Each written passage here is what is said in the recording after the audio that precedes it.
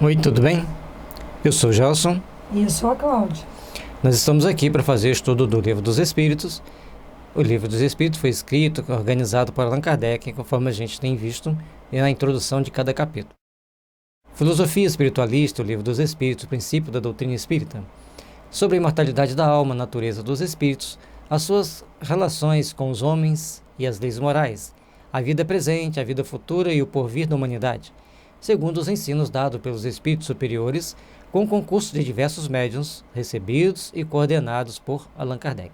Então, vários médiuns recebiam as mensagens, essas mensagens eram encaminhadas por Kardec, ele lia, avaliava e catalogava, coordenava, colocando todas elas em ordem crescente e nos devidos capítulos para nos esclarecer. Interessante que ele não fala sobre o passado. O passado passou, vamos viver o presente para conquistar o futuro. O Livro dos Espíritos, Allan Kardec. Primeira parte, capítulo 3. Parte primeira, das causas primárias. Capítulo 3. Da criação. Formação dos mundos. Formação dos seres vivos. Povoamento da terra. Adão. Diversidade das raças humanas. Pluralidade dos mundos. Considerações e concordâncias bíblicas no tocante à criação. Formação dos mundos. O universo abrange a infinidade dos mundos que vemos e dos que não vemos, todos os seres animados e inanimados, todos os astros que se movem no espaço, assim como os fluidos que os enchem. Então, o universo tem uma conotação para a doutrina espírita bem maior do que aquela conotação que lhes dá os seres humanos. Questão 37. O universo foi criado ou existe de toda a eternidade como Deus? É fora de dúvida que ele não pode ter se feito a si mesmo. Se existisse como Deus de toda a eternidade, não seria obra de Deus. Então Deus, num dado momento, cria o universo. Conforme já disse antes, não dá para a gente entrar muito em minúcias sobre Deus e a divindade, sobre as coisas divinas, porque cada uma delas tem sua particularidade, tem a sua essencialidade, e é bom que a gente viva dentro das nossas possibilidades, entendendo uma coisa de cada vez. Diz-nos a razão não ser possível que o universo se tenha feito a si mesmo e que não podemos também ser obra do acaso, há de ser obra de Deus. Então, as pessoas que falam que é uma bolinha que explodiu, que criou tudo, ele esqueceu do fluido cósmico universal. Então tem alguma coisinha diferente. E hoje eu vi uma matéria dizendo que os planetas são criados a partir de poeiras cósmicas.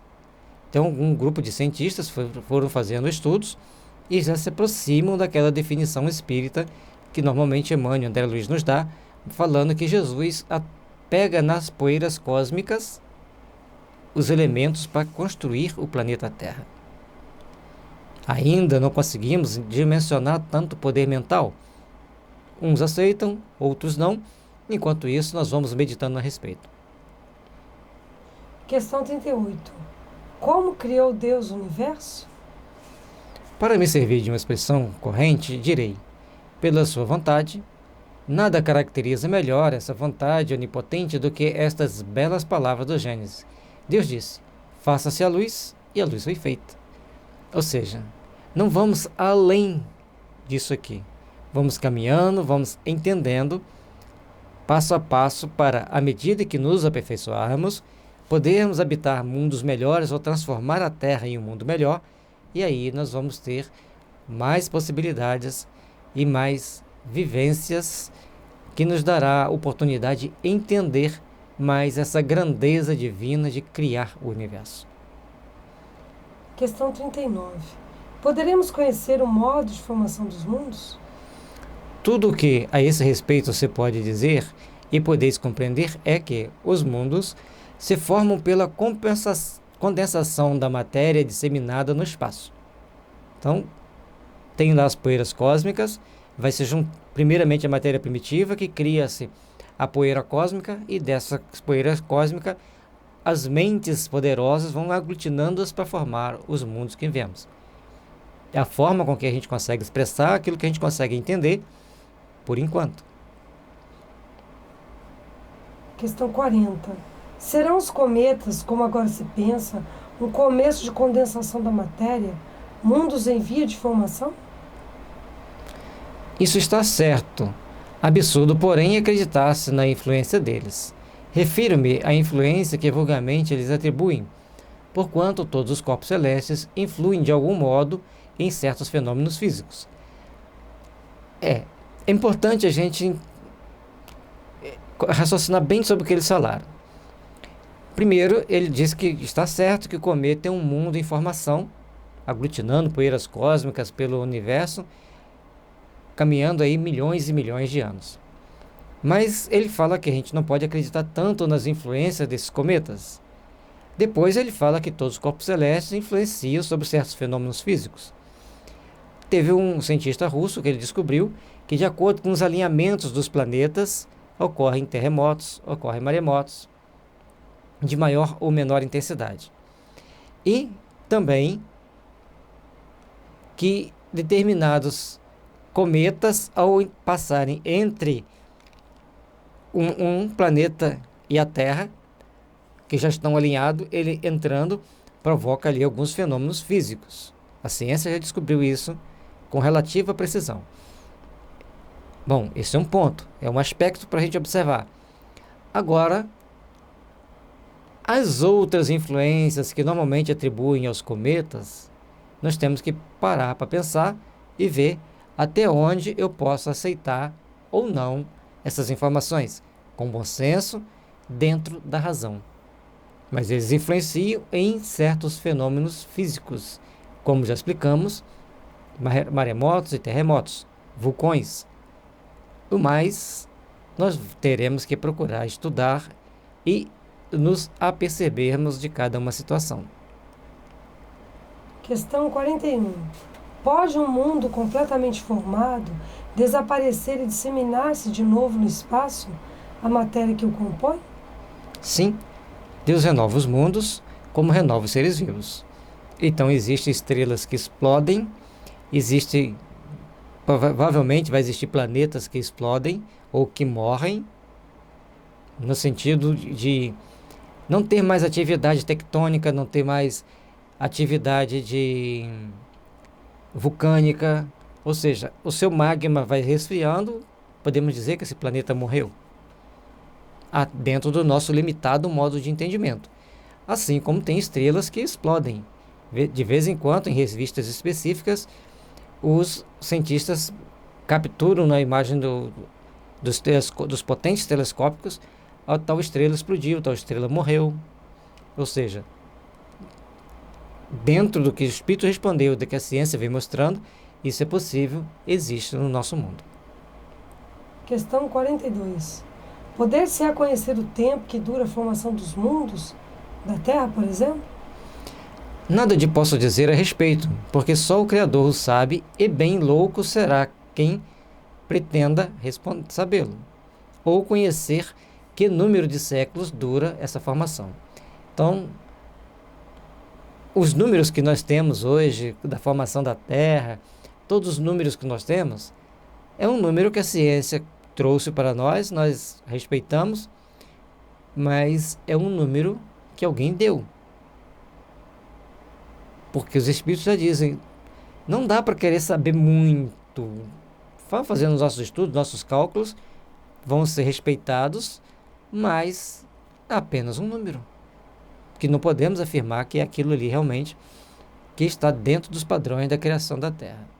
Formação dos seres vivos. Questão 43. Quando começou a Terra a ser povoada? No começo tudo era caos. Os elementos estavam em confusão. Pouco a pouco cada coisa tomou o seu lugar. Apareceram então os seres vivos apropriados ao estado do globo. Ou seja, está deixando claro para a gente que a Terra na informação, todo aquele período geológico, das convulsões geológicas, todas as eras, cada momento tinha as características próprias à vida, ou no início não tinha vida, era só as turbulências, a temperatura é altíssima, até que a temperatura começa a esfriar, surgem os oceanos, vai surgindo as microvidas e depois vai seguindo o processo de formação, de criação da vida, conforme a gente estuda pela ciência. Lembrando que o Espiritismo respeita a ciência. Então nós entendemos que os 7 dias da criação são 7 eras, as 7 eras da classificação geológica da Terra. E aparecendo a cada momento a vida proporcional à condição do globo, até que o homem pudesse surgir lá na frente. Questão 44. De onde vieram para a Terra os seres vivos? A Terra lhes continha os germes e aguardavam momento favorável para se desenvolverem. Os princípios orgânicos se congregaram desde que cessou a atuação da força que os mantinha afastados e formaram os germes de todos os seres vivos. A formação da vida obedeceu às leis e regras bem sofisticadas.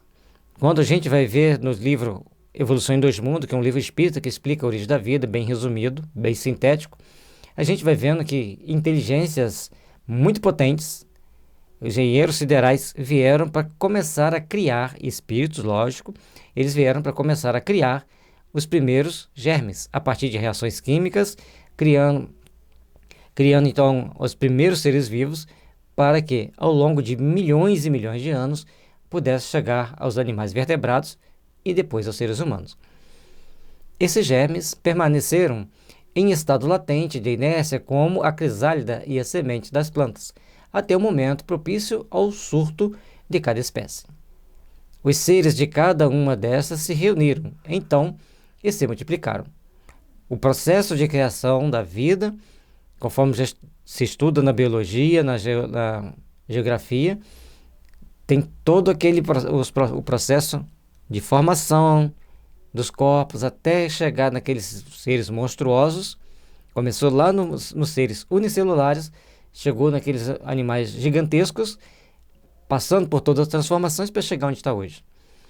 Logicamente que por mais que a ciência venha trazer explicações, vai estar sempre deixando interrogações. E são as interrogações que levam aos aprimoramentos, aos aperfeiçoamentos. Tudo tem que ser aprimorado, tudo tem que ser aperfeiçoado. Questão 45. Onde estavam os elementos orgânicos antes da formação da Terra? Achavam-se, por assim dizer, em estado de fluido no espaço, no meio dos espíritos ou em outros planetas, à espera da criação da Terra para começarem a existência nova em novo globo. Aqui já abre uma janela e uma porta e um portão para a filosofia. Dá para fazer um seminário sobre isso aqui, porque é uma resposta densa, bem condensada, mas os elementos orgânicos estavam espalhados pelo fluido do espaço, no meio dos espíritos. Ou seja, esses fluidos, a essência desses fluidos, estavam fora da Terra, aguardando o momento que eles pudessem vir para serem implantados nas vidas que estavam sendo criadas aqui na Terra. Isso é importante que a gente vê, e a partir dali, qualquer filosofia, de forma que a gente venha a filosofar a mais, já começa a extrapolar. Então vamos entender que os fluidos que são necessários para formar os primeiros espíritos estavam no espaço, e a partir dali então vai formando pela consciência divina, processo que nós não entendemos plenamente, mas a partir desses fluidos começa a gerar então as microvidas, e elas começam a se desenvolver ao longo de todo o processo evolutivo, conforme já falamos anteriormente. A química nos mostra as moléculas dos corpos inorgânicos unindo-se para formarem cristais de uma regularidade constante, conforme cada espécie, desde que se encontrem as condições precisas. Para se formar os cristais do diamante, tem que ter a pedra, um material orgânico, carbono. Aí, então, desse material orgânico vai passar então pelo carvão, depois pelas transformações vai chegar o diamante. A pessoa, nossa, mas um carvão vai chegar ao diamante? É o carvão, o grafite e o diamante. São as mesmas origens. A questão é o tempo e a pressão que foi submetido a eles, e essas energias que a doutrina espírita traz que vai modelar segundo a espécie de cada substância química. Então, tem condições para que ela se transforme. Então, o carvão enterrado em uma condição vai ficar carvão, em uma outra condição ele vai se transformar em grafite, em uma outra condição ele vai se transformar em diamante. Ou seja, depende de um conjunto de fatores para que ocorra a transformação, e não dá para a gente entender ou explicar a origem de todos eles no estudo que nós vamos estar fazendo aqui, mostrando que os cristais, com a sua regularidade específica, são formados segundo as condições que existem na natureza. E ele diz condições precisas. Tem que ter exatamente aquela condição para que aquela substância se transforme naquilo que nós conhecemos das mais variadas composições que existem. A menor perturbação nestas condições basta para impedir a reunião dos elementos, ou pelo menos para obstar a disposição regular que constitui o cristal. Por que não se daria o mesmo com os elementos orgânicos? Então, se para criar determinados cristais tem que ter determinadas condições específicas, para se criar o material orgânico tem que ter determinadas condições específicas. E aí vamos entender que a criação do material foi criado aqui, mas a energia que os liga pode ter vindo de fora.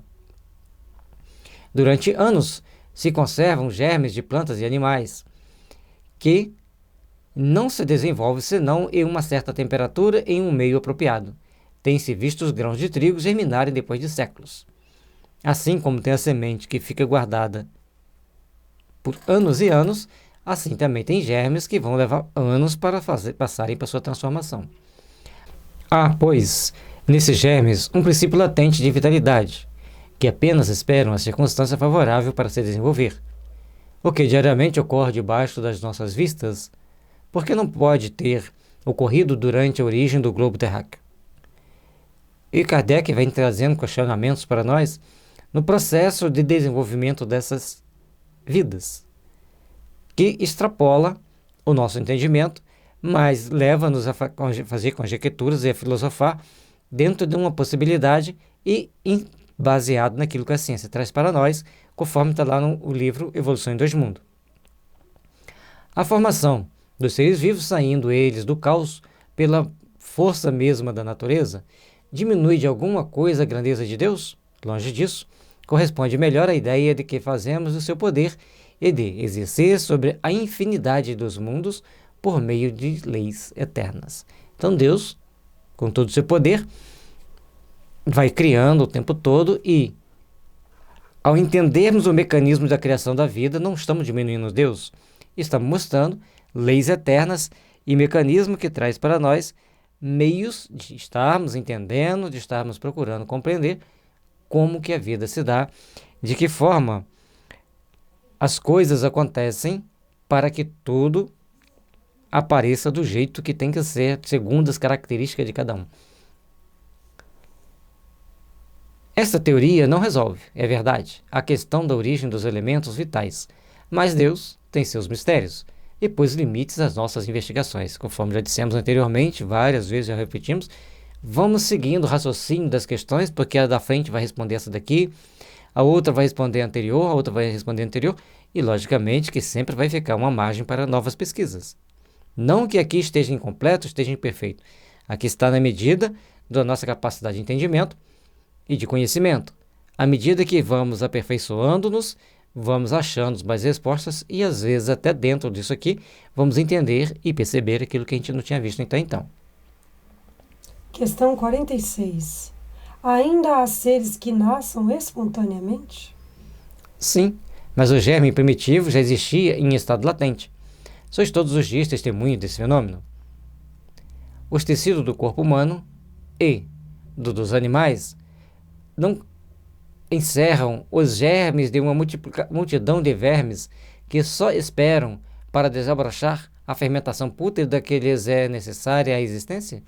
É um mundo minúsculo que dormita e se cria. A mente controla todas as microvidas que temos no nosso corpo. São trilhões e trilhões de bactérias, de vírus que nós temos guardados conosco. Eles ficam adormecidos E quando da morte que o espírito sai do corpo, perde-se então o controle. A mente deixa de controlar o corpo e aí todas essas microvidas fazem a festa. Ou seja, elas começam a se desenvolver para cumprir a sua função de transformar o nosso corpo e naquilo que a maioria de nós já sabemos que vamos transformar, em pó. Questão 47. A espécie humana se encontrava entre os elementos orgânicos contidos no globo terrestre? Sim, e veio a seu tempo. Foi o que deu lugar a que se dissesse que o homem se formou do limo da terra. Os espíritos têm muito cuidado na hora de fazer as colocações. Se o homem se formou do limbo da terra, se Deus fez o homem do barro, ou seja, fez o homem a partir das transformações do que tinha aqui. A evolução das espécies nos mostra isso, apesar de algumas pessoas ficarem com uma terrível dor de cotovelo quando fala que nós viemos do macaco. Vê se pode gente ter vindo do macaco. Viemos. O processo evolutivo, o espírito imprime a necessidade evolutiva, a nova aparência, o tempo todo. Aí a pessoa fala assim, mas como que ainda existe macaco? Porque o processo de evolução do corpo do macaco para o corpo físico se dá pela introdução de um espírito mais evoluído naquele corpo. A partir do momento que já tem os corpos humanos, então não precisa de transformar os macacos em seres humanos. Há o processo natural de evolução de todos os espíritos que estão na Terra. Todos os animais vão evoluindo. A inteligência dos animais, ou a inteligência dos animais, é diferente da inteligência dos seres humanos. Fique bem claro isso, está no item 2 da introdução. Então, ela vai também se aperfeiçoando, se aprimorando. Como os búfalos na África do Sul aprenderam a atacar e matar os leões, principalmente os ninhos. Quando eles acham o ninho, se reúnem para matar os filhotes, para se defender daquele que é o principal predador deles. Ou seja, todos evoluem. A inteligência dos seres, em geral, evolui. Importante entendermos isso. A inteligência dos animais, a inteligência dos vegetais e a inteligência humana são inteligências diferentes. São espíritos diferentes. Da planta para o animal há milhões de anos para evoluir e do animal para o ser humano também há milhões de anos para evoluir. Mas são espíritos com inteligência própria e limitada às características daquela espécie. Questão 48. Poderemos conhecer a época do aparecimento do homem e dos outros seres vivos na Terra? Não. Todos os vossos cálculos são quiméricos. Nós dissemos, nós respeitamos o estudo da ciência pelo ciclo das eras, mas sempre fica aquela dúvida, sempre fica aquele detalhe que não foi explicado. Já encontraram pirâmides debaixo do mar do Caribe, tem pirâmides tais quais as dos astecas no mar do Japão, ou seja, tudo que nós estudamos, que nós conhecemos da nossa história, ao pesquisar alguma coisa, acha sempre alguma coisa a mais que não temos ainda explicação. Portanto, vamos respeitar quando os espíritos dizem que os nossos cálculos são quiméricos, não quer dizer que nós devemos deixar de usá-los, porque eles são quiméricos. Eles são uma referência para que nós possamos raciocinar dentro daquilo que nós estamos estudando. Questão 49. Se o gérmen da espécie humana se encontrava entre os elementos orgânicos do globo, por que não se formam espontaneamente homens, como na origem dos tempos?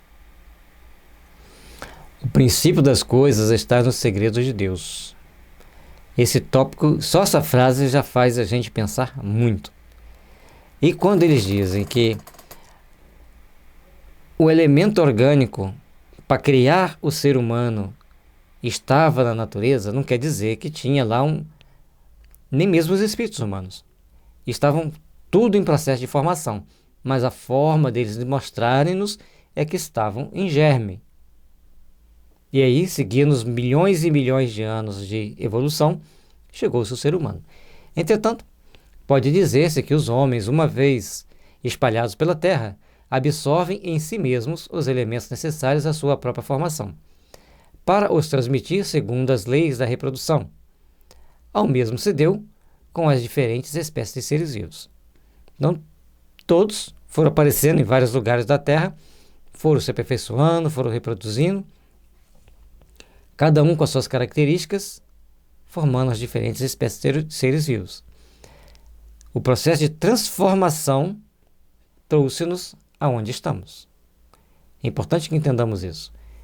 Vamos passando, as espécies foram passando por transformação, por aperfeiçoamento, para chegar aonde estamos agora. E muitas das vezes eu vejo falar assim, na Argentina existia um tatu de 20 metros, ou de 2 metros de altura, 2 metros de altura e aquela coisa enorme. Aí eu pergunto, esse tatu de 2 metros de altura, ele por ser mais visível, ele foi comido pelos seus predadores, pelos seres humanos, e sobraram os pequenos, ou por falta de alimento ele foi ficando menor? Então, são duas perguntas, são duas questões distintas, que provavelmente nós não vamos chegar facilmente à conclusão disso tão cedo. Povoamento da Terra, Adão. Questão 50. A espécie humana começou por um único homem? Não.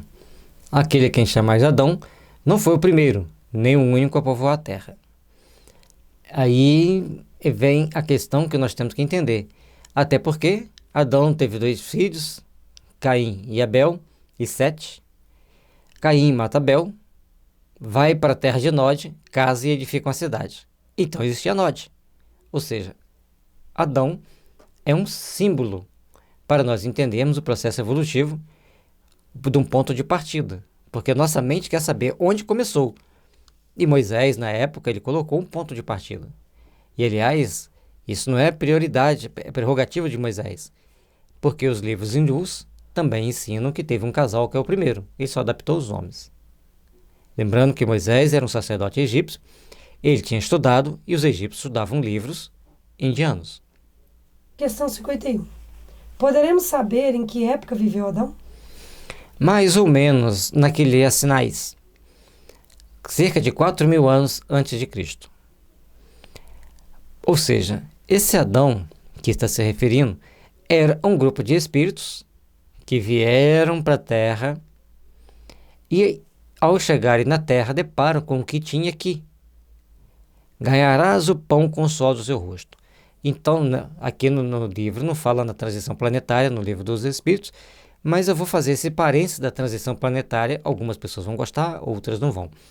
Mas quando Adão e Eva, simbolizando esses 2 espíritos, essas 2 pessoas primeiras que habitaram a Terra, comem do fruto proibido, veem que estão nu e têm que deixar o paraíso e vir para a Terra, ter que ganhar o pão com o sol do seu rosto. Então vamos raciocinar. Adão e Eva são o símbolo dos espíritos que habitavam um planeta tal qual está o nosso hoje. Nós temos tablets, nós temos um conjunto de possibilidades, computadores, televisão, caminhão que dirige com um tablet. Você pega o caminhão, liga da partida, bota ele na estrada, aí em um determinado momento o tablet dá uma piscada lá, dá um sinal de alerta, aí você vai assumir o comando do volante para entrar dentro de uma cidade ou fazer pequenas manobras que vai precisar da mão humana. Mas durante a estrada todinha o caminhão andou sozinho, fez curvas, freou, fez ultrapassagem, não bateu em ninguém. Ou seja, entenderam? Nós temos coletadeiras para colher enormes quantidades de alimento. Você não tem que ir lá colher na mão, bater, já sai tudo colhido, pronto para ser ensacado. Então, a Terra hoje é um paraíso em relação a 100 anos atrás, a 200 anos atrás. Esses espíritos, há 4.000 mais 2.000, 6.000 anos atrás, a Terra era extremamente primitiva, era tudo no braço. Tudo tinha que ser feito usando os braços, fabricar a própria ferramenta, desenvolver tudo. Muito mal tinha roda para botar nas carroças para o cavalo e boi puxar. Entenderam, gente? Então, esse processo, nós podemos entender que Adão e Eva foram o símbolo do casal que vem expulso do planeta deles. E aqui, ao terem filhos, eles vão receber um muito mal, que oferecia oferendas sangrentas para os deuses, o outro já bonzinho, que já entendia que poderia oferecer flores, frutos e mel, e o outro era o reverente, não queria nada com trabalho. Então aí nós vamos ver que, logicamente, na terra primitiva não tinha lugar para os Abels. os bonzinhos, como que eles iam ficar aqui na Terra? E o morrer, Caim matar Abel, quer dizer, Caim tenta tirar aquilo que era de Abel. Vamos levar para um outro extremo para não ser morte. E ao tentar tirar o que é de Abel, mostra-nos, seja também, pode ser a vida também, mas vamos tentar abstrair, tirar o que é de Abel, porque ele usava da força, da astúcia, mostrando que a terra era para os maus, por um bom tempo. Hoje já tem as pessoas veganas, que nem leite eles bebem, já tem os vegetarianos que tomam leite, comem ovo, mas não comem a carne. Ou seja, o processo evolutivo da Terra vai fazendo com que todos nós estejamos melhores, estejamos nos melhorando. Esse é um raciocínio que nós podemos usar para entender Adão e Eva perdendo o paraíso. O homem cuja tradição se conservou sob o nome de Adão foi dos que sobreviveram em certa região a alguns dos grandes cataclismos que revolveram em diversas épocas a superfície do globo e se constituiu tronco de uma das raças que atualmente o povoam. As leis da natureza que se opõem a que os progressos da humanidade, comprovados muito tempo antes do Cristo, se tenham realizado em alguns séculos, como houvera sucedido se o homem não existisse na Terra, senão a partir da época indicada para a existência de Adão. À medida que a gente entende que a vastidão da Terra, o tamanho da Terra e o número de pessoas aqui reencarnadas, se Adão viveu há 4.000 anos, como que tinha condições de um casal em 2.000 anos, porque 2.000 anos antes de Cristo já tinha a Índia toda povoada, já tinha a Europa povoada, já tinha o Egito povoado. Como que um casal em 2.000 anos iriam povoar com tanta gente, tanto espaço, com características tão diferentes? A África, pessoas negras, o norte da Europa com pessoas muito brancas, muito claras.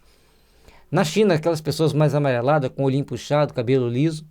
Ou seja, é muita variedade para pouquíssimo tempo. Portanto, nós vamos entendendo como símbolo de espírito que vieram reencarnar, e aqui Kardec está mostrando uma outra possibilidade de um grupo de pessoas que sobreviveram a um cataclismo muito grande, que destruiu a maioria das pessoas daquela região. Mas mesmo assim, em outras regiões continuam existindo outras pessoas. A questão dos exilados, ela é mais recente. Ela não faz parte da codificação 100%, mas nas entrelinhas mostra-nos que muitos espíritos estão na Terra exilados. Vamos ver isso lá na frente. Muitos, com mais razão, consideram Adão como um mito, uma alegoria que personifica as primeiras idades do mundo. Portanto, aqui a gente está vendo que as primeiras idades do mundo, os primeiros, aquilo que nós já explicamos, os primeiros que vieram habitar de outro planeta para cá, e aqueles que sobreviveram a determinados cataclismos. Também é uma possibilidade de entendimento. E quanto mais a gente abstrair, quanto mais a gente abrir o leque da racionalização, mais nós vamos ver a grandeza de Deus, que com tantos mundos povoados, cada um segundo o seu processo evolutivo, seu estágio evolutivo, ele vai adaptando os espíritos e distribuindo esses espíritos segundo a sua capacidade, a cada um segundo as suas obras, segundo a sua capacidade, por globos necessários e condizentes com aquela evolução daqueles espíritos. Diversidade das raças humanas. Questão 52. De onde provém as diferenças físicas e morais que distinguem as raças humanas na Terra? Do clima, da vida e dos costumes. Dá-se aí o que se dá com 2 filhos de uma mesma mãe, que educados longe um do outro e de modos diferentes, em nada se assemelharão quanto ao moral. Fisicamente você se assemelhava, moralmente não. E também podemos dizer a origem, porque não se originaram de um só homem, de um só casal, como a gente quer, que é Adão e Eva. Aí as pessoas falam, Adão e Eva viveu na África, e da África se espalharam pelo mundo. Não é. Tem estudos recentes que mostram que as vidas foram surgindo em todos os continentes do planeta, em épocas mais ou menos parecidas, mais ou menos na mesma época, e se transformavam mais ou menos na mesma época, dando mais combustível para a nossa filosofia e mostrando aquilo que a doutrina espírita fala, porque em algum ponto, ou no Livro dos Espíritos ou no Consolador, vai ser dito que a vida surgiu em todos os continentes de forma diferente, por origem diferente. Questão 53. O homem surgiu em muitos pontos do globo? Sim, em épocas várias, o que também constitui uma das causas da diversidade das raças. Depois, dispersando-se os homens por climas diversos e aliando-se os de uma aos de outras raças, novos tipos se formaram. Foi o que a gente comentou antes. A ciência já mostra isso hoje. Então, todos nós somos filhos de Deus. Aí as pessoas, então não somos irmãos, somos primos. Mas você não sabe em que época você viveu, em que raça você viveu.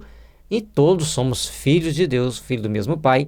O processo de criação e de surgimento das raças foi diferenciado, mas a paternidade é divina.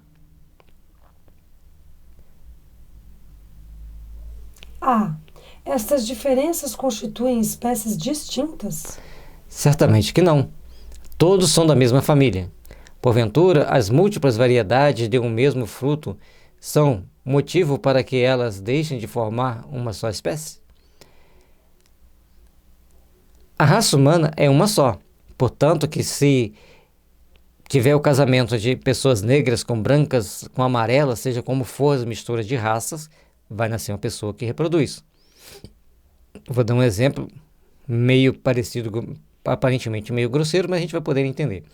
Se você pegar e colocar um cavalo e uma jumenta para reproduzir, vai nascer um burro que é estéril, porque é uma raça diferente das demais.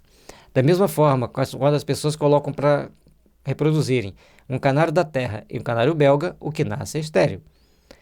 Todo esse processo, tudo na vida, leva-nos a entender que a raça humana é a mesma família, temos características diferentes, mas somos essencialmente humanos, portanto podemos reproduzir e termos filhos férteis mesmo de raças diferentes. Questão 54. Pelo fato de não proceder de um só indivíduo à espécie humana, devem os homens deixar de considerar-se irmãos? A gente já estava pensando sobre isso, Kardec fez a pergunta e vamos à resposta dos espíritos para a gente poder entender melhor. Todos os homens são irmãos em Deus, porque são animados pelo Espírito e tendem, pelo mesmo fim, estais sempre inclinados a tomar as palavras na sua significação literal. É importante entendermos que todos somos filhos do mesmo Deus e, portanto, somos irmãos. E quem te garante que hoje você branco já não foi negro? E quem te garante que você negro hoje já não foi branco? Principalmente quem está no Brasil, já vivenciaram várias experiências. E às vezes a pessoa fala assim, não, nós somos da raça eslava. E quem te garante que você nunca foi chinês? Está de perto. Quantas guerras teve, quantas miscigenação de raças tiveram? Nós temos que largar de pensar por esse jeito. E também, olhando pelo lado essencialmente espiritual, os espíritos reencarnam onde se faz necessário ao seu processo evolutivo. Logicamente, você vai passar a reencarnar em diferentes raças, em diferentes sociedades, em diferentes religiões, para que você se aprimore, para que você se aperfeiçoe. Portanto, somos irmãos perante Deus. Devemos aprender a viver como irmãos. Pluralidade dos mundos. Questão 55. São habitados todos os globos que se movem no espaço? Sim, e o homem terreno está longe de ser, como supõe, o primeiro em inteligência, em bondade e perfeição. Entretanto, há homens que se têm por espírito muito fortes e que imaginam pertencer a este pequenino globo o privilégio de conter seres racionais. Orgulho e vaidade julgam que só para eles criou Deus o universo.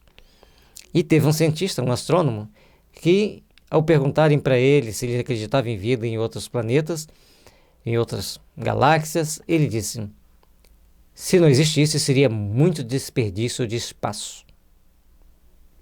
Que são bilhões de estrelas, com trilhões de planetas em torno delas, porque cada estrela tem, segundo os espíritos, uma família de planetas. E aí tem lá cometas, meteoros e tudo mais.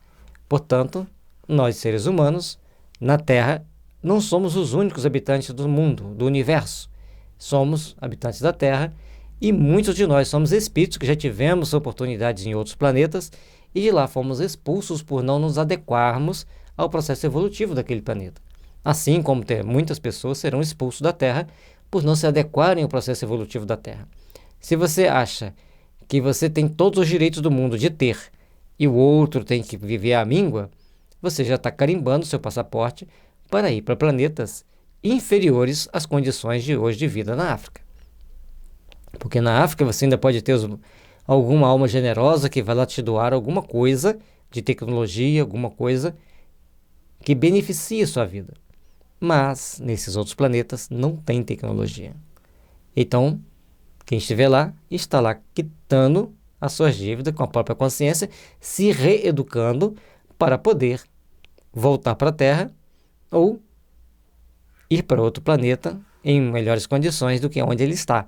Mas lembre-se, o processo evolutivo leva-nos para estarmos no planeta que tem a nossa condição íntima de evolução. Assim como aqui na Terra, para você entrar num clube, você tem que poder pagar para entrar naquele clube, você tem que ter o dinheiro. E a condição aqui é o quê? Ter o dinheiro para entrar no clube. Para você ir para outros planetas, você tem que ter dignidade, moralidade, bondade, ou seja, desenvolver todas as características boas, conforme a questão 886 do Livro dos Espíritos. A desenvolver a benevolência tal qual Jesus é a condição de aperfeiçoamento necessária ao ser humano para ele ter o passaporte para ir onde ele quer no espaço. Deus povoou de seres vivos os mundos, concorrendo todos esses seres para o objetivo final da providência. Acreditar que só os haja no planeta em que habitamos, fora duvidar da sabedoria de Deus, que não fez coisa alguma inútil. Portanto, se existem os outros mundos, tem uma utilidade, que não é enfeitar para a gente ficar vendo lá, até porque a gente vê um pontinho assim de uma estrelinha desse tamanho, e lá é uma galáxia enorme, são estrelas enormes. Certo? A esses mundos há de ele ter dado uma destinação mais séria do que a de nos recriarem à vista. Aliás, nada há, nem na posição, nem no volume, nem na constituição física da Terra, que possa induzir a suposição de que ela goze do privilégio de ser habitada com exclusão de tantos milhares e milhões de mundos semelhantes. Se existem milhões de mundos semelhantes à Terra, muito provavelmente esses mundos são habitados. O que trava o nosso contato com os habitantes de outros planetas é exatamente essa questão que está aqui. Vou voltar ali. Achar que Deus criou o universo para nós. Se chegar uma nave espacial aqui na Terra, dependendo do país que ele pousar, o que as pessoas vão falar? Vão matar eles para abrir, para ver como que é. Somos primitivos, e violentos e perigosos. E certa vez um espírito nos dizendo que a Terra é um dos planetas mais perigosos, mais violentos e mais egoístas do que existe no universo. Um dos.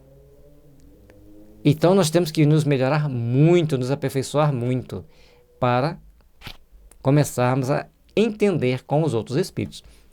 Por que não fazem contato enquanto a gente não for bom? Porque se eles chegarem aqui, adquirirem um mecanismo via internet, Wi-Fi, para entrar em contato com a humanidade, criar um site, vamos dizer assim, filosofando, e falar assim, olha, existe um mundo extraterrestre, nós somos de lá, tá aqui as imagens para vocês verem, lá é todo mundo bonzinho, perfeito, vocês querem um dia ir lá, seja bonzinho e perfeito. Aí todo mundo vai querer ser bom e perfeito. Então nós temos que desenvolver o raciocínio de ser bom e perfeito, sem sabermos que existe. Bem-aventurados aqueles que não viram e creram. Foi o que Jesus disse para Tomé, que ele queria ver para crer. Então nós temos que nos aperfeiçoar para a gente crer sem ver, nos melhorarmos para termos condições de nos comunicarmos com esses seres superiores. Questão 56. É a mesma constituição física dos diferentes globos? Não, de modo algum se assemelham. De acordo com a gravidade do planeta, de acordo com o clima, com o tipo de radiação da estrela-mãe, porque o nosso Sol emite uma radiação que nós suportamos, Mas se o nosso Sol fosse uma estrela vermelha, nós teríamos que ter uma proteção contra a radiação. Então, os corpos perispirítico e físico seriam diferentes. Ou seja, cada situação traz uma necessidade diferente. E a gente aqui, quando a gente dá uma extrapoladinha do que está escrito, é só para pensar, tá? Se você não quer acreditar no jeito que eu penso, não tem importância, mas vamos ampliar nossos pensamentos. Questão 57. Não sendo uma só para todos a constituição física dos mundos, seguir-se-á tem organizações diferentes os seres que os habitam? Sem dúvida. Do mesmo modo que no vosso os peixes são feitos para viver na água e os pássaros no ar. A resposta é muito simples para nós entendermos. E entre os peixes nem todos são iguais. Mesmo vivendo dentro d'água, o golfinho e a baleia têm que vir à superfície para respirar. A tartaruga pode viver dentro d'água, mas ela precisa de vir à superfície para respirar. Ou seja, o exemplo do oceano é um exemplo clássico de como nós podemos nos adaptar em um mundo e viver. Mesmo no nosso planeta, nós temos características, são seres que respiram, vivem dentro d'água, mas tem que respirar fora d'água. Só para a gente ter um ponto de raciocínio, um ponto de entendimento de como pode ser a vida em outros planetas, sendo também diferentes. Questão 58. Os mundos mais afastados do Sol estarão privados de luz e calor por motivo de esse ar se lhes mostrar apenas com a aparência de uma estrela? Pensais então que não há outras fontes de luz e calor além do Sol, e em nenhuma conta tendes a eletricidade que em certos mundos desempenha um papel que desconheceis, e bem mais importante do que o que lhe cabe desempenhar na Terra. Demais, não dissemos que todos os seres são feitos de igual matéria que vós outros e com órgãos de conformação idêntica às dos vossos. Se eles são órgãos diferentes, se têm características diferentes, se têm possibilidades diferentes, então eles poderão viver em temperatura muito baixa. Ou a crosta de gelo está por cima e por baixo tem vida. Porque se eles usam eletricidade, como eles usam eletricidade? De que forma? Dá para pensar bastante, não dá? Então, quando alguns cientistas falam assim, parece que debaixo do gelo de tal planeta tem vida. Pode ser que sim. Aquele desenho da Era do Gelo, quando eles andavam sobre o gelo, tinha um tipo de vida. Quando eles entram debaixo do gelo, começam a andar lá debaixo, tinha outro tipo de vida, com outras características. É para nós pararmos para pensar. Porque os artistas têm intuições e inspirações para fazer as pessoas pensarem. As condições de existência dos seres que habitam os diferentes mundos hão de ser adequadas ao meio que lhes cumpre viver. Se jamais houvéssemos visto peixes, não compreenderíamos pudesse haver seres que vivessem dentro da água. Assim acontece com relação aos outros mundos, que, sem dúvida, contêm elementos que desconhecemos. Não vemos na Terra as longas noites polares iluminadas pela eletricidade das auroras boreais? Se nós temos tantas características diferentes na Terra, se temos inclusive a aurora boreal iluminando as noites nos polos, quantas diferenças, quantas possibilidades diferentes existem em planetas diferentes dos nossos, mais evoluídos e menos evoluídos? Porque nós normalmente vamos raciocinar com aquilo que conhecemos, com aquilo que vemos, com aquilo que podemos pegar. Imagine, gente, há 50 anos atrás, chegarmos numa cidade do interior com um controle remoto, para abrir um portão, para ligar uma televisão, não seria assustador para aquelas pessoas? Assim, hoje nós já entendemos que existe o controle remoto, mas talvez em algumas tribos vão achar que nós somos Deus de abrir uma porta com um botão que não está lá, não tem nada ligado a ele. Ou seja, precisamos aprimorar os nossos entendimentos para entendermos as possibilidades de vida em outros mundos. Que há de impossível ser a eletricidade em alguns mundos mais abundante do que na Terra, e desempenhar neles uma função de ordem geral, cujos efeitos não podemos compreender. Bem pode suceder, portanto, que esses mundos tragam em si mesmos a fonte de calor e de luz necessária a seus habitantes. E também nós achamos assim, está tudo congelado aqui, a gente não pode viver. Então, se para nós aqui no Brasil 10 graus é muito frio, para uma pessoa que vive na Rússia, 10 graus ele vai botar uma blusinha de alcinha e falar assim, não, está quente a beça, está muito calor. Porque para eles, durante boa parte do ano, fica com menos 30 graus. E menos 30 graus nós não conseguimos nem imaginar o que é. Quando a gente sente um frio de 5 graus, a gente vai se agasalhando e fica tiritando de frio, porque o nosso agasalho não é suficiente, eles suportam menos 30 graus. Então 10 para eles está quentinho e para nós está muito frio, nós estamos agasalhados. Essa comparação dá para a gente ter uma noçãozinha de como é em mundos diferentes de nós, pessoas diferentes, adaptadas a condições muito diferentes da nossa.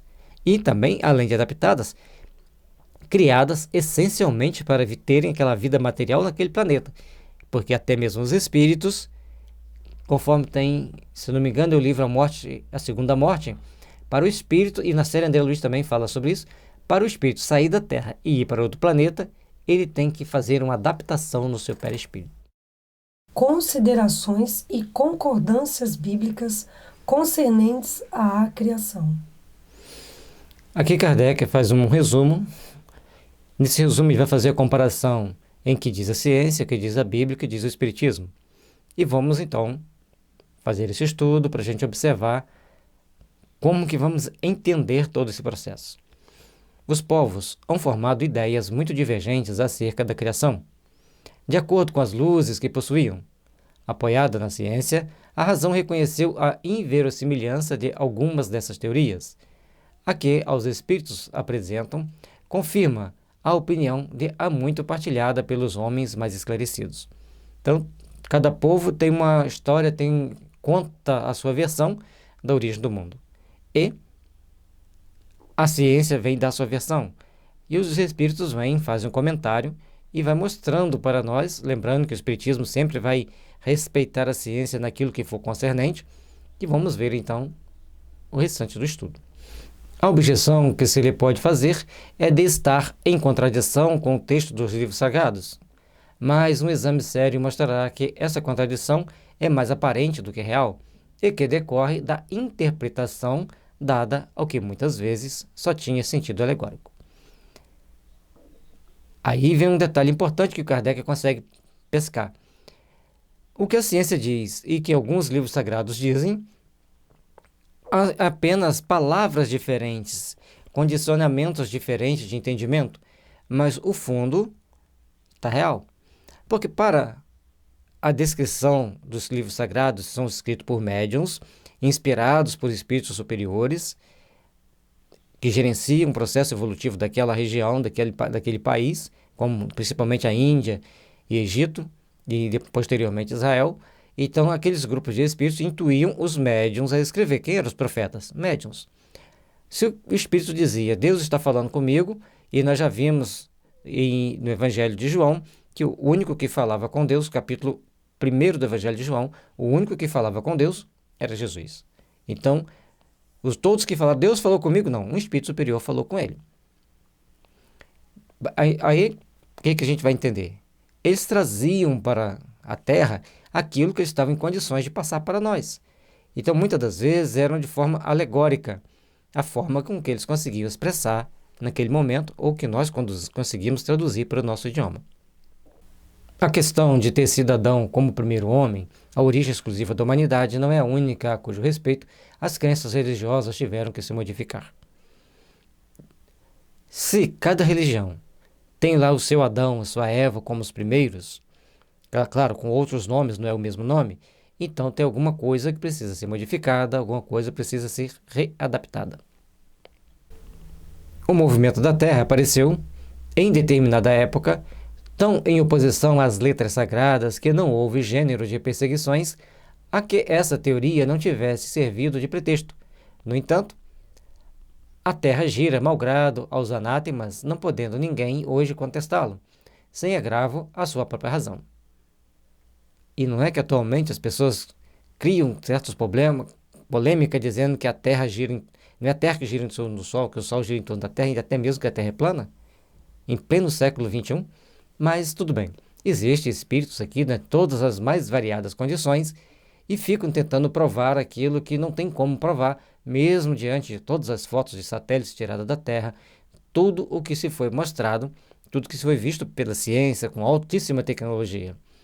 E até mesmo os cálculos para sair da Terra e voltar à Terra obedecem ao princípio de que a Terra é redonda. E se a pessoa está tentando dizer o contrário, ela está perdendo seu tempo, mas encontra pessoas que vão para um debate caloroso com relação a isso. Respeitemos. Mas nós temos que entender que a Terra gira em torno do Sol. Aliás, não só a Terra, mas todos os planetas e muitos cometas e meteoritos giram em torno do Sol, seguindo uma órbita, que aí quem foi que determinou essa órbita? Nós acreditamos que Deus. Portanto, a religião teve que se adequar à ciência e foi mais de uma vez. Essa é uma delas e das mais calorosas, que inclusive Giordano Bruno foi queimado vivo porque dizia que o Sol que a Terra girava em torno do Sol, não o Sol girava em torno da Terra. Ao mostrar isso e tentar provar para as pessoas que a Terra que girava em torno do Sol, condenaram-no à morte. Mostrando que a ciência e religião, elas têm que ter muito cuidado para caminharem juntas, de mãos dadas, e sabendo fazer as devidas observações, cada um no seu tempo, e ver se um provou que o outro está equivocado, se adapte. Diz também a Bíblia que o mundo foi criado em 6 dias e põe a época da sua criação 4.000 anos, mais ou menos, antes da era cristã. Anteriormente, a Terra não existia, foi tirada do nada, o texto é formal. Eis, porém, que a ciência positiva, a inexorável ciência, prova o contrário. Como poderia criar em 4.000 anos todo esse gigantesco mecanismo, colocá-lo em órbita entre vários planetas em torno do Sol? É apenas 4.000 anos. Aí, esse 1.000, nós devemos trocar por bilhões, 4,5 bilhões de anos. Então, a questão foi na hora de escrever, como nós dissemos anteriormente, a inspiração e a mediunidade do profeta que escreveu. Não tinha uma palavra para definir 4,5 bilhões de anos. Então, colocou 4.000 e nós temos que adaptar o texto. É muito mais de adaptação do que de erro. E em vez de 6 dias, são 6 eras, porque naquela época não tinha palavras para definir claramente o que nós definimos hoje, com várias palavras diferentes, principalmente em português. Portanto, a ciência veio nos mostrar e esclarecer, não tanto um erro, vamos dizer assim, mas pontos onde faltava palavras para descrever. Fica mais fácil a gente entender assim, fica mais macio para aceitar, porque algumas pessoas, quando falam isso não está dentro da Bíblia, acham que o mundo vai cair. E certa vez, um colega dizendo que não tinha nada sobre o espiritismo na Bíblia. Falei, então se me mostra onde tem a fórmula do remédio X, remédio Y, e também como se faz o motor de um avião. Se tiver lá, eu concordo com você que tudo que tem no mundo tem na Bíblia. Se não tiver lá, nem tudo está na Bíblia. Eu falei assim, você tem 5 dias para você achar e me explicar. Aproveita o final de semana para você pesquisar. E lógico que ele ficou muito chateado. Falei, mas isso não tem. Falei, então você não pode usar avião, você não pode usar esses remédios, porque não tem na Bíblia. Ou seja, nós temos que largar essa mania de achar que tudo tem que ter na Bíblia. Na Bíblia tem ensinamentos religiosos, dentro das fases que as pessoas podiam entender e compreender, e quem te garante que ela não foi manipulada em determinadas épocas para atender anseios e objetivos de algumas pessoas. Se quase 2/3 do mundo acredita na reencarnação, e se todo o mundo acredita na comunicação dos espíritos, dando nomes diferentes das mais variadas, e os fatos nos mostram que existe essa comunicação, inclusive na Bíblia. No estudo que estamos fazendo do Novo Testamento, no Evangelho de Mateus, tem lá mediunidade e a Bíblia. Quando Jesus sobe no Monte Tabor para conversar com 3 espíritos, leva com ele João, Pedro e Tiago. Portanto, comunicação com os espíritos, está na Bíblia. Bom, vamos continuar nosso estudo aqui para a gente não sair do tema. A história da formação do globo terráqueo está escrita em caracteres irrecusáveis no mundo fóssil, achando-se provado que os 6 dias da criação indicam outros tantos períodos, cada um de, talvez, muitas centenas de milhares de anos. Já explicamos antes. Isto não é um sistema, uma doutrina, uma opinião insulada. É o fato tão certo como o movimento da Terra, é que a teologia não pôde negar-se a admitir, o que demonstra, evidentemente, o erro em que se está sujeito a cair, tomando ao pé da letra expressões de uma linguagem frequentemente figurada. Então, nós temos que ver que existem erros na nossa interpretação e lembrar que lá está escrito de forma que a gente possa raciocinar sobre o que foi mais ou menos a criação e não tentar impor ali a nossa interpretação como verdade. Como Kardec nos mostra, a ciência veio trazer para nós uma visão dos fatos, comprovados tecnicamente com dados científicos, palpáveis, perceptíveis, entendíveis.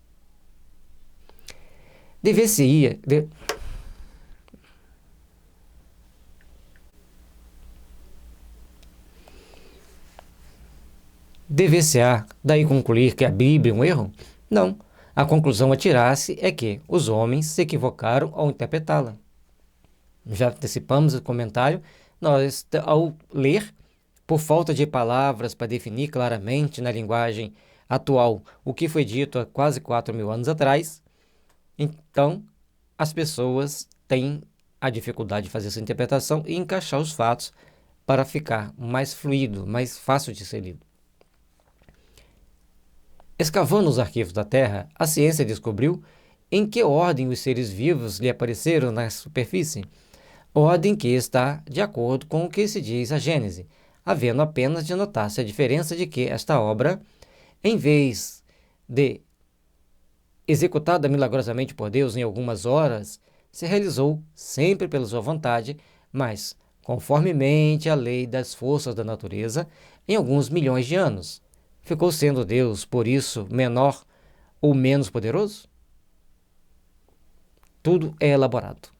Deus elabora as criaturas ao longo de milhões e milhões de anos para que tudo se desenvolva no momento certo, na condição certa, para o objetivo maior, para um objetivo que seja o de melhorar, aperfeiçoar as criações de Deus aqui na Terra. Nada surge assim. Até nossas criações também vão surgindo passo a passo. Se nós olharmos para um carro da década de 1930, entre 1930 e 1940, nós vamos falar assim, nossa, que carroça! Se compararmos esse carro de 30 com o de 50 e 60, nós vamos falar assim, nossa, esse era muito ruim, esse já melhorou muito. E se nós compararmos os dois com os de hoje, a gente pensa assim, mas andavam nisso?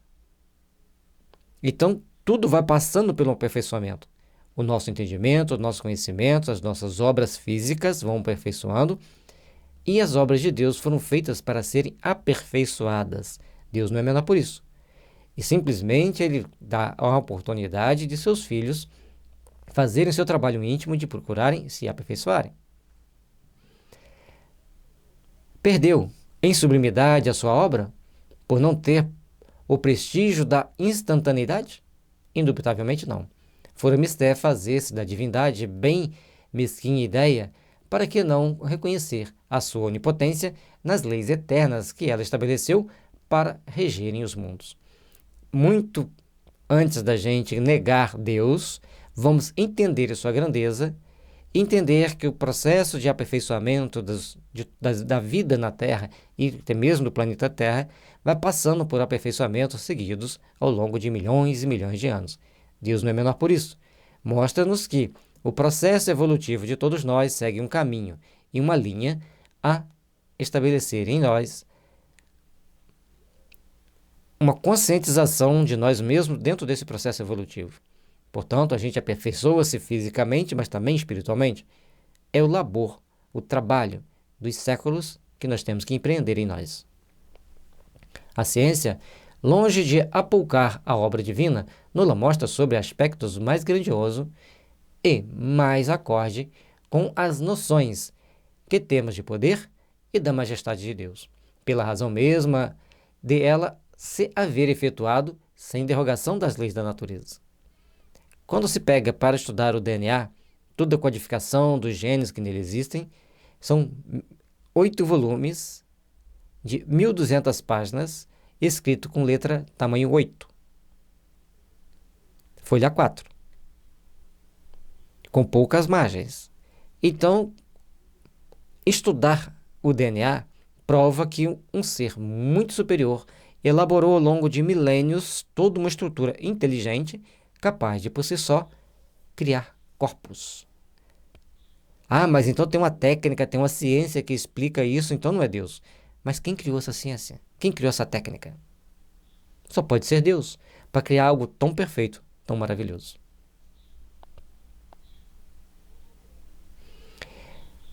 De acordo, neste ponto, com Moisés, a ciência coloca o homem em último lugar na ordem da criação dos seres vivos. Moisés, porém, indica como sendo o do dilúvio universal no ano de 1654 da formação do mundo, ao passo que a geologia nos aponta o grande cataclismo como anterior ao aparecimento do homem.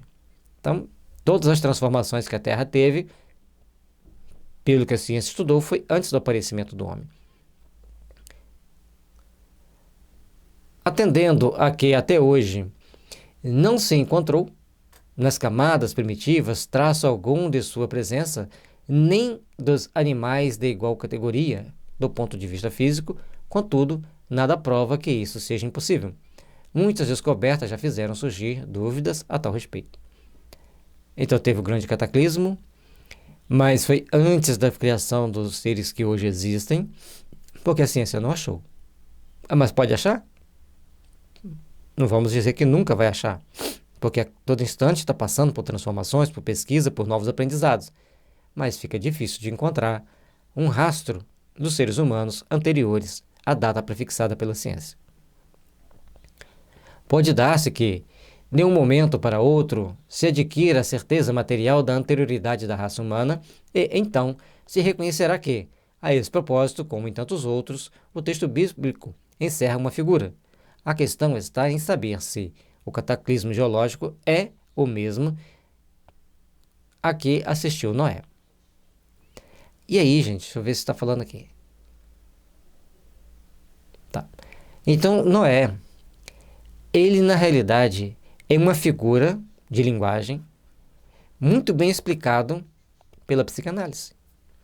E segundo os estudiosos espíritas, psicólogos eminentes no estudo espírita, e que estudaram o Velho Testamento com pessoas que tinham vasto conhecimento do Velho Testamento, chegou-se à conclusão que Freud tirou do Velho Testamento, principalmente da Arca de Noé, toda a estrutura da psicanálise.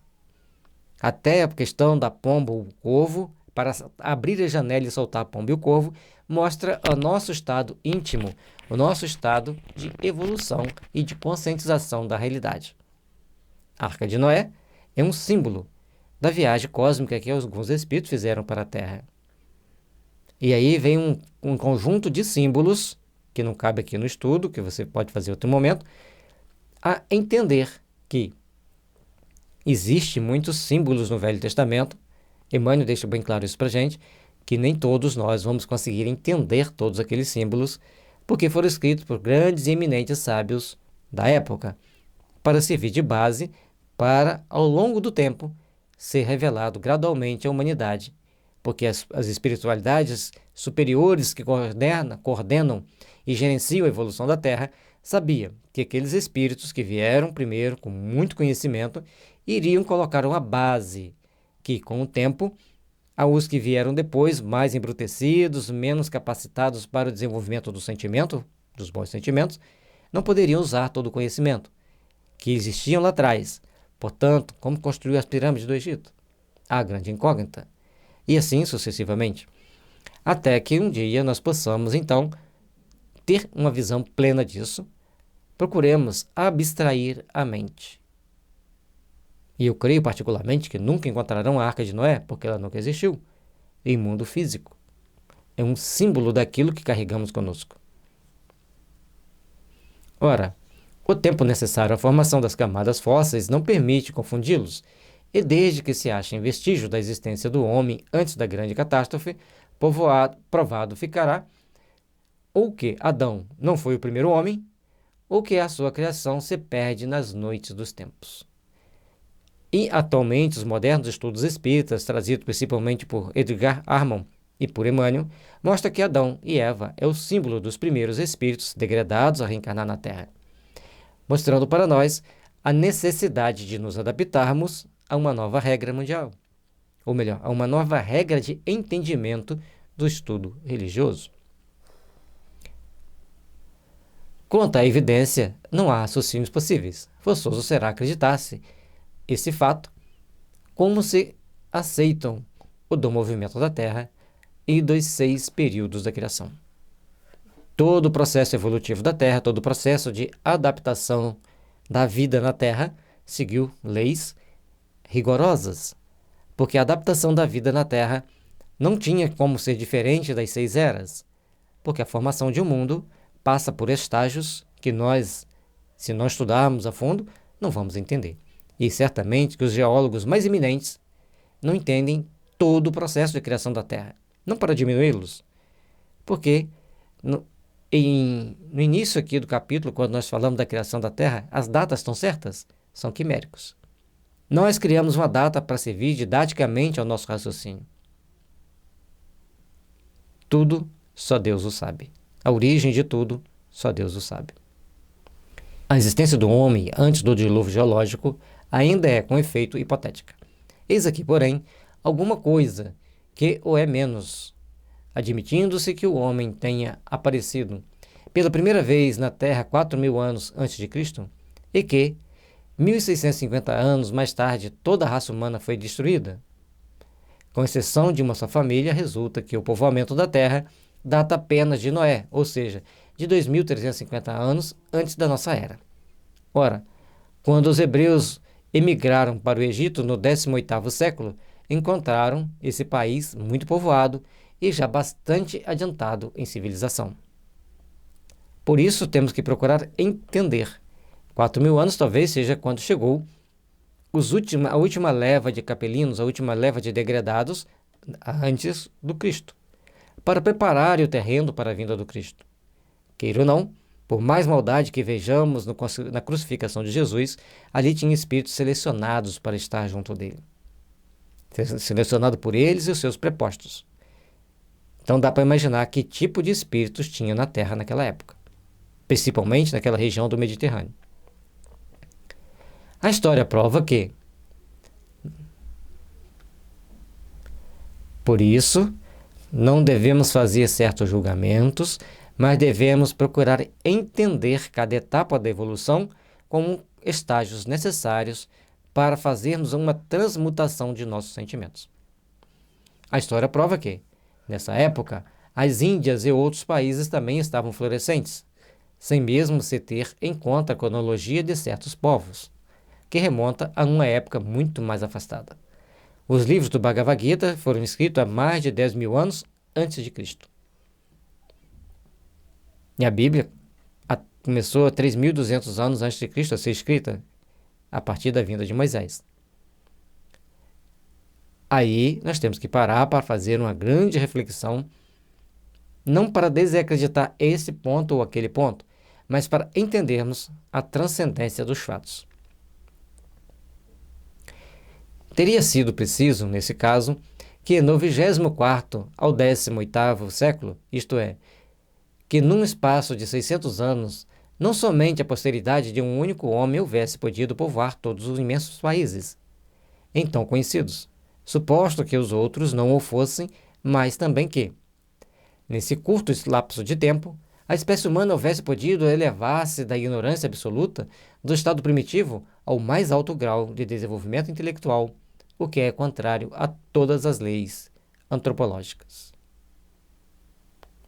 Entender o ser humano, ver todo o processo evolutivo do ser humano, nós vamos ver que está equivocado o nosso entendimento. O ponto mais aceitável para nós é que, durante esse período, quando se cria o Estado de Israel, até a vinda do Cristo, nesses 3.200 anos que se passaram, ou vamos dizer 4.000 anos, ali chegou na Terra uma leva de espíritos que vieram na sua arca de Noé, cada um carregando os seus animais internos, para serem burilados e trabalhados, até que, abrindo a janela da consciência, pudessem soltar a pomba da consciência tranquila, do dever bem cumprido, para assim poderem voltar para o planeta de origem ou adentrar reinos de maior felicidade para melhor trabalharem em prol do desenvolvimento da Terra. A diversidade das raças corrobora igualmente desta opinião. O clima e os costumes produzem, é certo, modificações do caráter físico. Sabe-se, porém, até onde pode ir a influência dessas causas. O clima pode interferir, mas 650 anos é muito pouco para transformar pessoas de pele avermelhada em pessoas muito brancas de olhos azuis e pessoas muito negras de cabelo crespo. Não dá para a vida ter começado simplesmente por esse casal. Por isso, a teoria espírita dos degradados de Capela, marcando aquelas 5 pessoas, Adão e Eva, Caim, Abel e Sete, como o símbolo de quem estava chegando na Terra. Conforme já dissemos antes, Abel era aquele mais espiritualizado, que dava mais valor às coisas mais simples, menos sangrentas. Caim, às coisas mais sangrentas. E Sete, o irreverente. Entretanto, o exame fisiológico demonstra haver, entre certas raças, diferenças constitucionais mais profundas do que as que o clima é capaz de determinar. O cruzamento das raças dá origem aos tipos intermediários. Ele tende a apagar os caracteres extremos, mas não os cria, apenas produz variedades. Todas as mudanças que nós tivemos, nossas características, nas nossas aparências, é devido às miscigenações da raça? Ou às mudanças climáticas que existem em cada continente? Ou foram raças criadas distintamente? Hoje a ciência já entende, os modernos estudos da ciência já entendem, que foram raças criadas indistintamente em cada continente. Ora, para que tenha havido cruzamento de raças, preciso era que houvesse raças distintas, como, porém, se explicará a existência delas, atribuindo-se-lhes uma origem comum e, sobretudo, tão pouco afastada.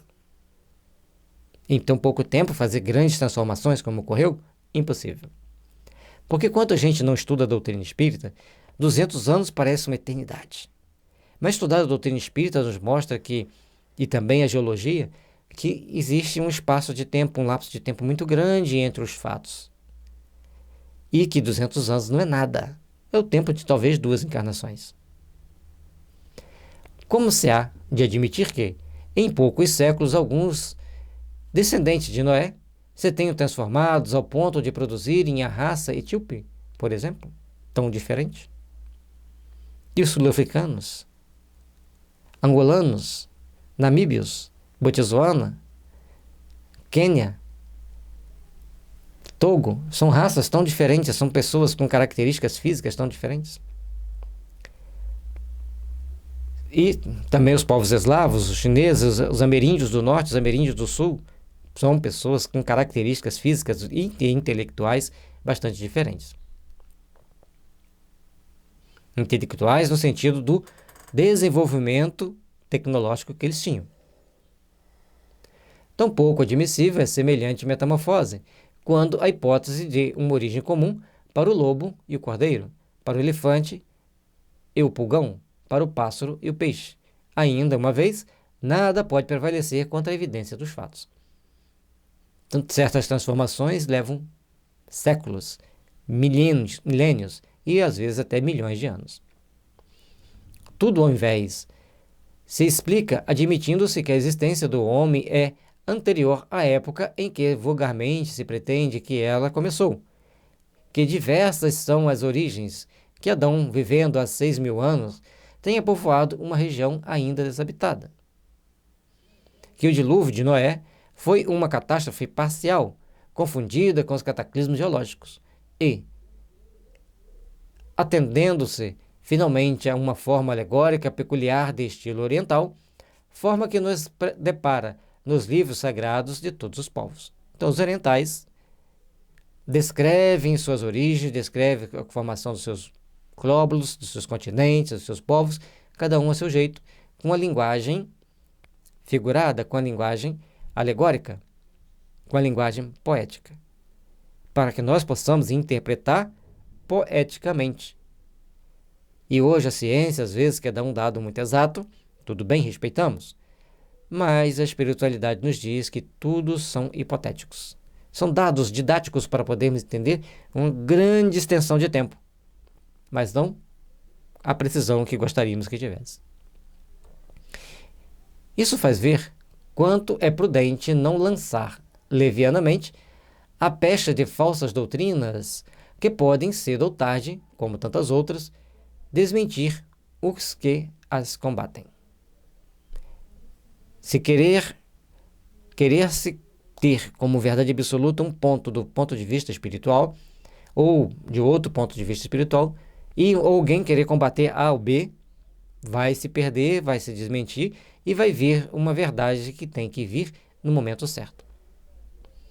As ideias religiosas, longe de perderem alguma coisa, se engrandecem caminhando a par com a ciência.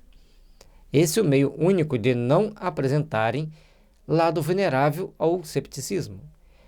Ao entendermos que temos que passar por determinados processos evolutivos, que tudo vai passando por processo de aperfeiçoamento, nós vamos então compreendendo que a vida veio para nós conseguirmos impulsionar a vida, conseguirmos entender a grandiosidade da vida.